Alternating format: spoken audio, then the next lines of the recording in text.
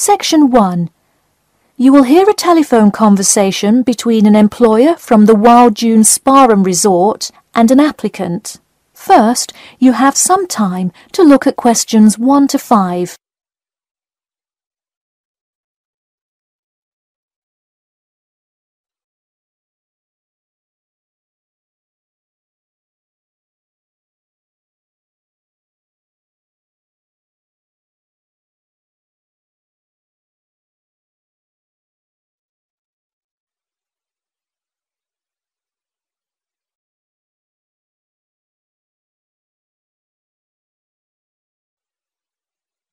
You will see that there is an example which has been done for you. On this occasion only, the conversation relating to this will be played first. Hello, is this John Murphy? Hi, yes it is. Hi John, this is Ed Heisenberg from the Wild Dune Spa and Resort, calling about your application for our lifeguard position. Do you have a few minutes to talk? Yes, absolutely. The employer says that he is calling about the application for their lifeguard position. So, lifeguard has been written in the space. Now we shall begin. You should answer the questions as you listen, because you will not hear the recording a second time.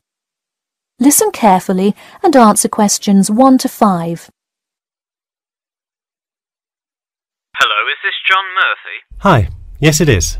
Hi John, this is Ed Heisenberg from the Wild Dune Spa and Resort, calling about your application for our lifeguard position. Do you have a few minutes to talk? Yes, absolutely. Great, could you give me your address? Sure. My address is 45 Elsinore Court. I'm sorry, was that Eleanor? Could you spell that for me? Sure, it's Elsinore. Elsinore. Okay, thanks. And is this the number we should reach you at in the future? 099885767? No, that's my home phone. But let me give you my mobile number instead. 077 896 245. Call me on that one. Okay, I'll make a note of that. Could you tell me your availability? Sure, I'm usually available during afternoons or weekends. I'd prefer not to be scheduled on weeknights because I work part-time as a waiter. That shouldn't be a problem, since we don't stay open very late anyway. And do you have any other employment experience? Yes, I've worked at a few other places. I was the baseball coach at Richmond High School last season. I see. And do you have any other experience that you would like us to note on your application? Yes. Last year I worked at the beach as a rescue diver. Rescue diver? That sounds intense. Well, it's really just like being a lifeguard, except in the ocean instead of pool. So kind of like being a lifeguard at the world's largest pool. I see. Before you hear the rest of the conversation, you have some time to look at questions 6 to 10.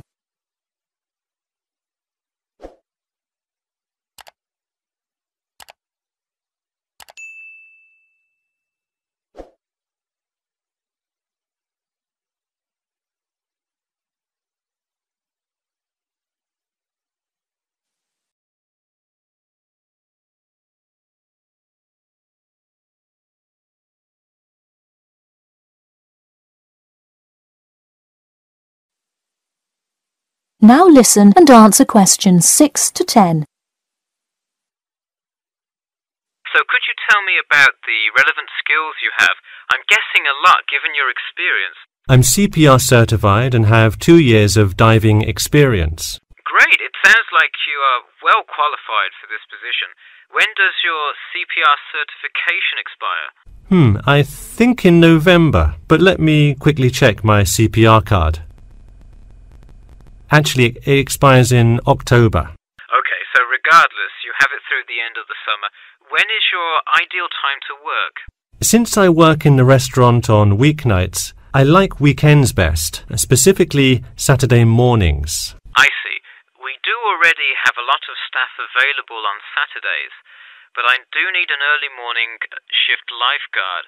How early could you work Saturday morning? I can get there by 6 o'clock if need be. You'll be happy to know we open a little later than that. but I'll put you down for Saturday mornings here. Oh, awesome. I can't wait to get started. How about you come in next Saturday, the 12th?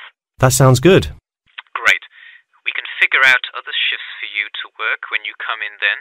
One last thing, just out of curiosity, where did you hear about us? I heard your ad on the radio while I was driving this morning. You know, I think you're the first person who has responded to our radio ads. It's almost always people who have seen us in the newspaper. Yeah, I don't have time to read through the newspaper every morning. I've plenty of time in the car to listen to radio ads. That makes sense. Well, thanks for your time, and we'll look forward to seeing you on the 12th. That is the end of section 1. You now have half a minute to check your answers.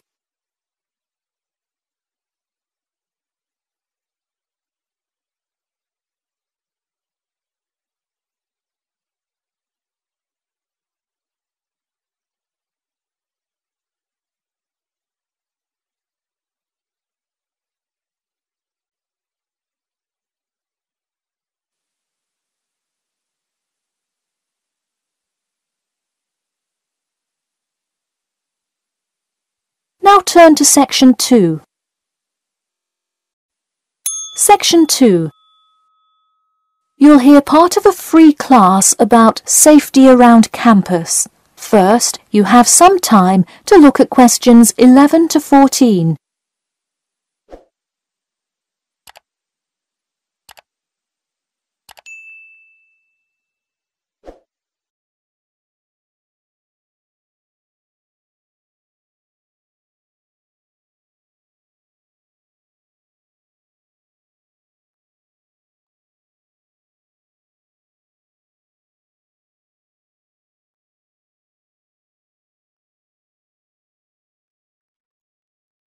Now listen carefully and answer questions 11 to 14.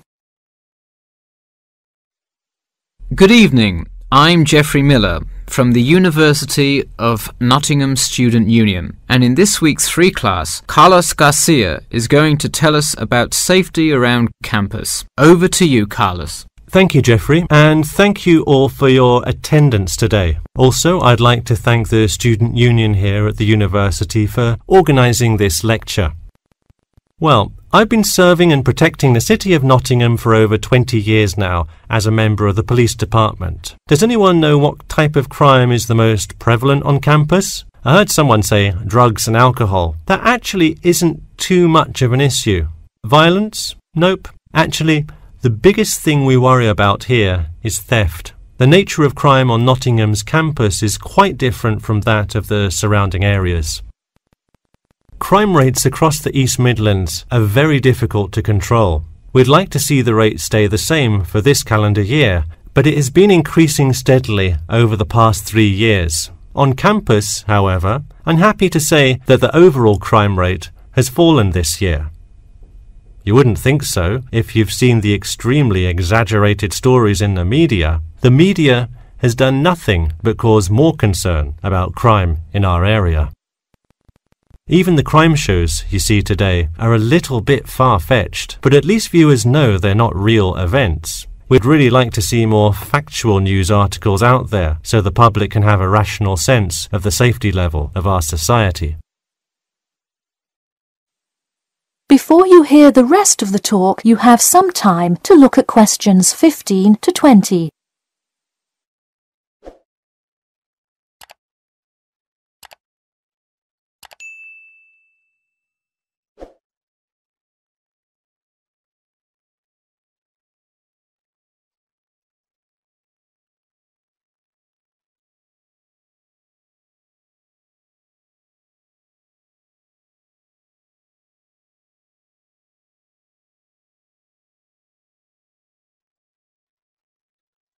Now listen and answer questions 15 to 20. Okay, let's move on to what to do when you see a crime. Do not get involved if at all possible, and do not draw too much attention to yourself by running away in a conspicuous manner. Though most likely, and hopefully, you will not have to experience this situation, if you are being mugged, please do not try to resist. Instead, be compliant and seek help after the incident. Like I said, though, it is highly unlikely that you will find yourself amidst a crime, but it is important to be prepared should it ever happen. We find that educating students and staff on the correct precautions to take is the best way to increase your safety. Just remember to be smart when you're out late at night and avoid any area or person that looks suspicious. I know it sounds obvious, but I cannot stress this enough. It's also not a bad idea to have your mobile phone with you at all times, but be careful. If you're chatting on your smartphone on your way home, you're a prime target for thieves.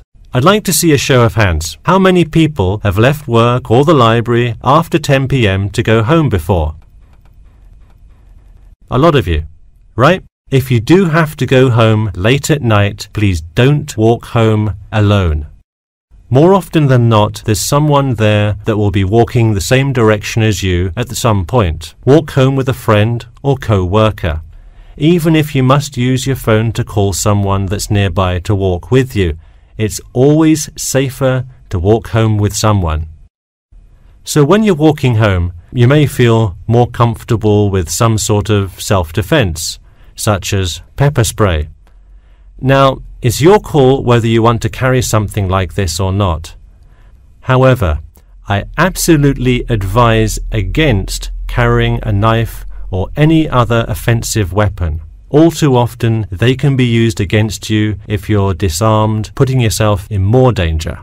For all those interested, the Recreation Centre offers a free self-defense class to all students every Thursday evening. While obviously an introductory self-defense class may not equip you to fight off villains like a regular superhero, it does come in handy sometimes. After taking a self-defense class, you'll surely be more aware of possible dangers and how to deal with them. So hopefully now you have a more complete understanding of the nature of crimes committed on your campus and how to avoid being a victim. I know most students at the University of Nottingham are not the criminal types, but remember that there is no barrier like a wall or something keeping non-students out. There's no army force securing the borders, and I doubt anyone wants it that way. The campus is generally a safe place, but it's not immune to small crimes once in a while. Alright, that's all I have to say for today. Stay safe. That is the end of section 2. You now have half a minute to check your answers.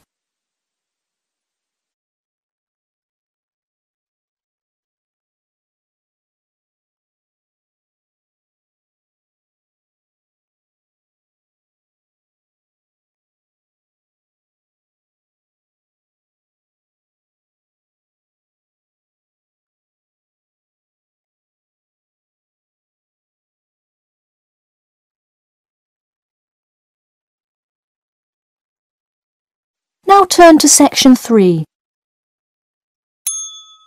Section 3. You will hear a student called Bobby talking to his tutor about the research project.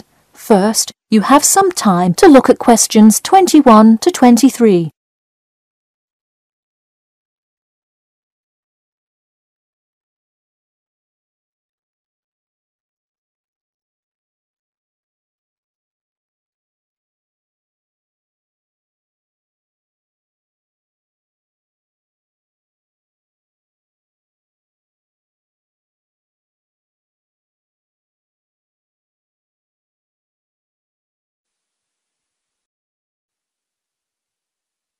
Now listen carefully and answer questions 21 to 23.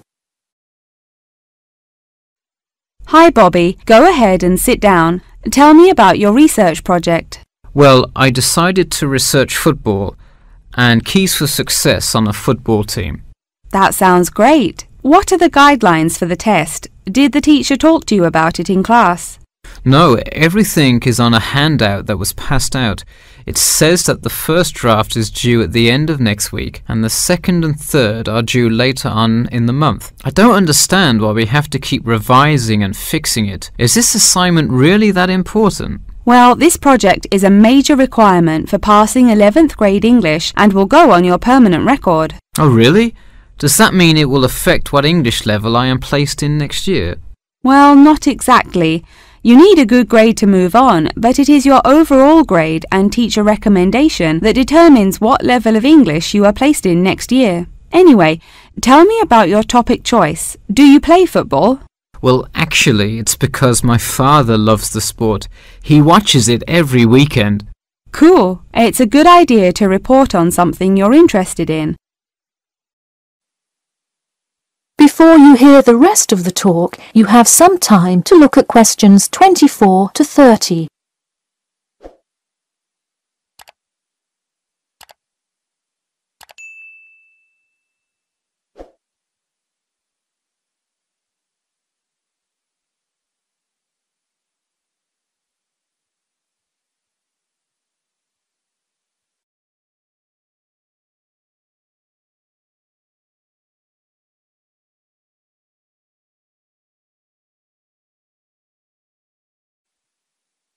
Now, listen carefully and answer questions 24 to 30.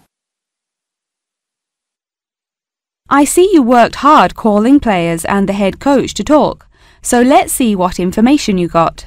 Well, you have to listen carefully to the first call on the recording. It's really hard to hear because the background noise is louder than the person's voice. Yes, it is a bit tough to discern. I'm afraid the player's answer is too short as well. You will have to interview him again and try to get him to give a better answer. Okay, I thought that might happen. I will call him again tomorrow. Moving on, let's look back at this question.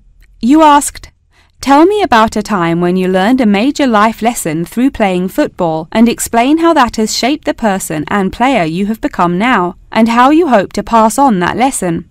It is a great idea for a question, but in an oral interview it is far too complex. I would advise you to break it up into multiple parts to get a better response. I guess you're right. I wouldn't want to have to provide an answer to a question like that. I will simplify it. I found that when I asked players this question, it took too much time because they were struggling to answer the question completely.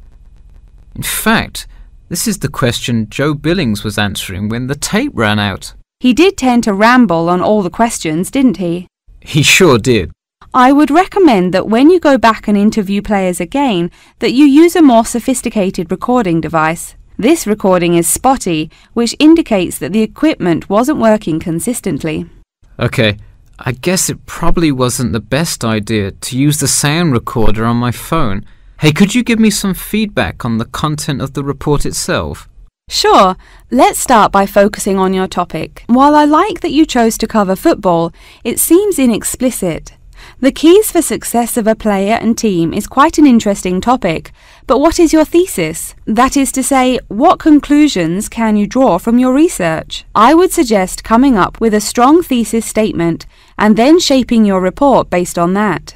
Is it really too vague? I put a whole lot of facts into it. I list the top 10 goal scorers in football history and later on provide statistics for a few of the most famous coaches and their records as coaches. I think that's great that you included these facts, but I think you focus too much on the facts and not enough on connecting these facts to make your point.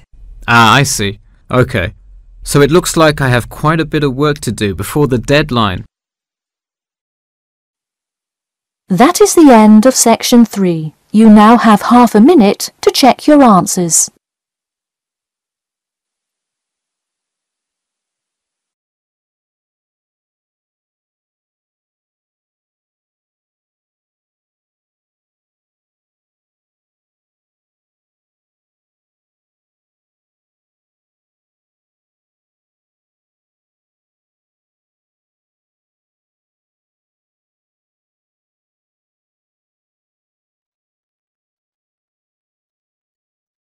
Now turn to section 4.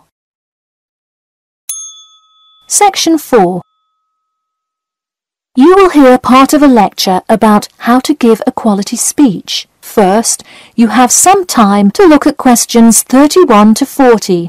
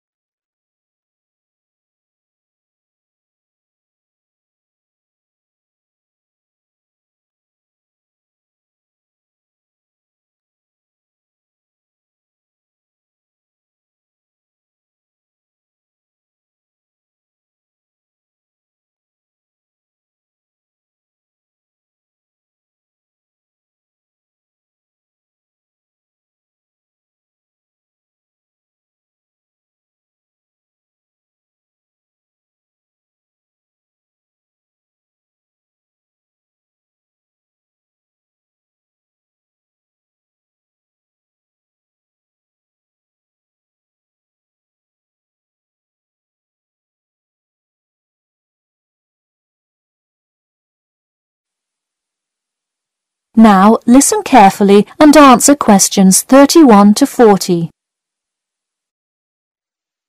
Good morning. Today I am going to cover the daunting task of giving a quality speech, a thought that makes most of us cringe. In fact, 90% of all people feel nervous about public speaking, about 10% of whom are described as genuinely terrified. Hopefully, when we are finished here today, you all will be in the 10% of the population who do not feel nervous at all. Did you know that lecturers tend to get more nervous if the speech they are giving is an important one? It makes sense, right? You probably wouldn't be nearly as nervous to address your residence hall about the proper use of the recycle and compost bins as you might be if you were asked to give the graduation speech to your entire 5,000 student class. So what is it that makes some people completely comfortable in front of crowds? Some people think that the ability to give a good speech is a gift that others are simply born with. This is almost never the case. Public speaking can be learned with practice. The first most important thing you can do to improve your confidence in delivering a speech is to prepare a quality speech. Honestly, while the content of your speech is relatively important, the audience will really only remember the last sentence you say. It is a good idea to structure the rest of your speech to lead up to this last point to really drive your message home. This is a good way to ensure that your speech is well organized.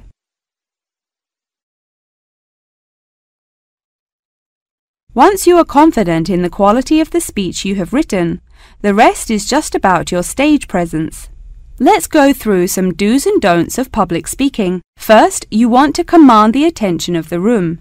Do not, I repeat, do not proceed with your speech until the audience is paying attention. Even Martin Luther King Jr.'s I Have a Dream speech wouldn't have made any difference in the world without the undivided attention of his audience.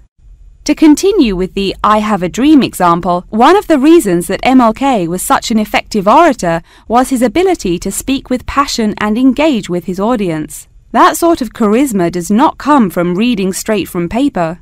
Don't get me wrong, it is a good idea to write your main ideas down on a note card, sheet of paper or something. But one factor that will consistently lead to a boring, forgettable speech is writing down your entire speech. Do not write your full speech down. If you are constantly reading your paper, you are not making eye contact with your audience, and thus failing to really express the feeling that goes with your ideas. I advise you write 1 or 2 ideas, so if you suddenly draw a blank, you have something to jog your memory. If you've written a good speech that you believe in, those ideas should be sufficient to keep you on track. Once you have those ideas written down, give your speech a few practice runs in front of the mirror, into your sound recorder on your phone, or with a friend before it comes time to address a crowd. That way, you can hear how the ideas come across, make sure there are no abrupt transitions, and find out whether you are talking too fast or too slow. Timing is important. Make sure you time yourself beforehand to see how long your speech is. That is pretty much it. With practice, you'll be able to deliver an expert speech that engages and even maybe inspires your audience. Just remember, speak with emotion. No one wants to listen to someone reading from a script. As I come to a close in my speech, I'll point out that I have employed all of these tips that I have covered. I practiced my speech ahead of time and timed it, and I can even show you my one small index card with just 3 simple bullets on it. It's as easy as that. That is the end of section 4. You now have half a minute to check your answers.